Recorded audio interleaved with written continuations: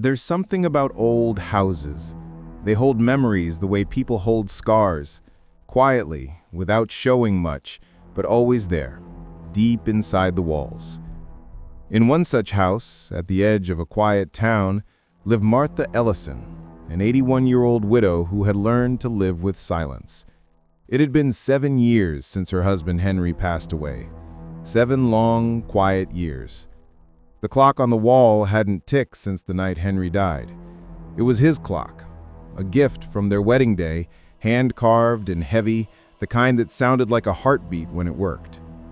After the funeral, Martha never fixed it. She said it didn't feel right, as if time itself had stopped that night. But on a cold November night, something changed. It was 12:03 a.m. Martha woke suddenly, not from a dream, not from pain, but from a sound. Tick, tock, tick, tock. Her heart jumped. At first she thought she imagined it, but then she looked up. The old clock on the wall, the one that had been silent for 7 years, was ticking again. She whispered softly, "Henry?" The name trembled out of her lips before she could stop it.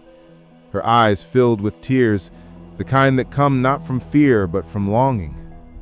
The clock's hands were moving, slowly, steadily, and she could hear it clearer than ever before. It wasn't just ticking, it was alive again. When you've lived long enough, you learn not to be afraid of strange things. Martha wasn't frightened. She was curious, and in a strange way, comforted. Maybe time had decided to visit her again. Or maybe Henry had. As she touched it, she felt something different.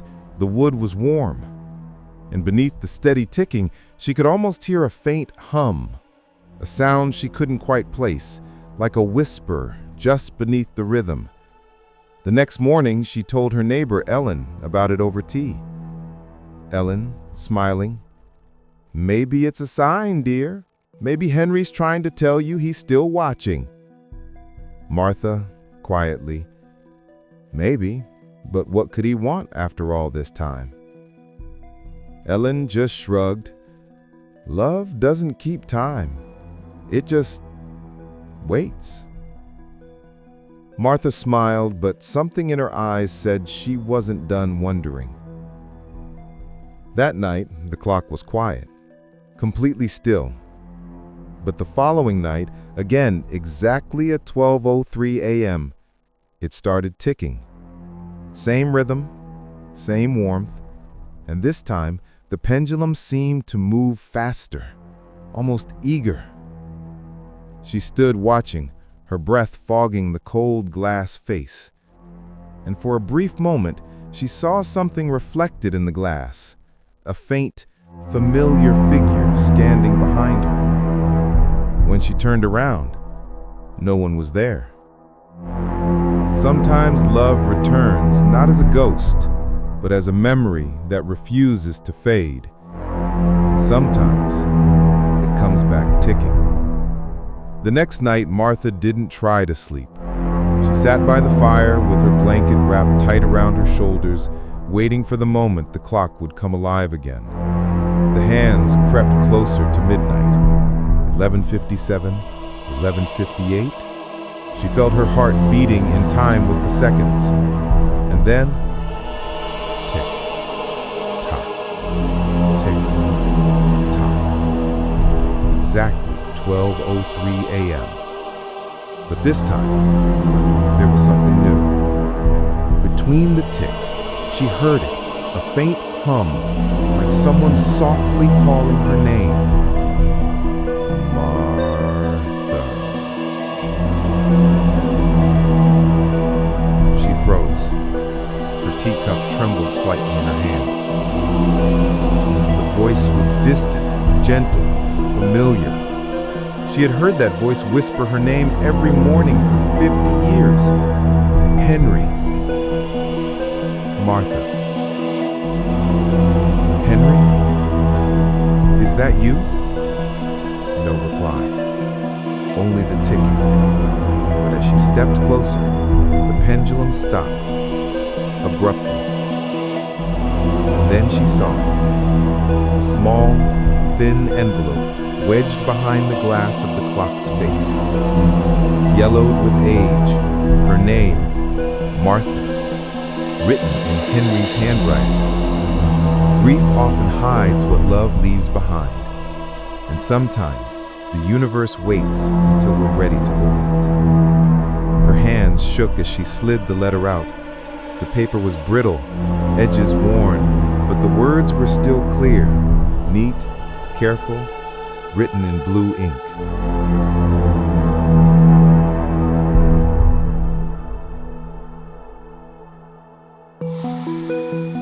She began to read. My dearest Martha, if you are reading this, it means I've already gone where clocks don't tick. I hid this letter inside our clock because I knew you'd never sell it. You were always the heartbeat of our home, and this clock, it always beat with you. I want you to live, my love, not just wait. Promise me you'll fill these quiet nights with laughter again. And when you hear the ticking once more, don't be afraid. It's only me, reminding you that time still belongs to you. Martha pressed the letter to her chest. For the first time in 7 years, she wept. Not from sorrow, but from something else. Something gentle, like being held again after a long, cold night. The next morning, she did something she hadn't done in years. She opened the curtains wide. The sunlight spilled through, warm and golden. And when she looked at the clock, it had stopped again. 12:03. Silent. Peaceful. Sometimes, love doesn't leave us. It just waits for the right moment to speak again.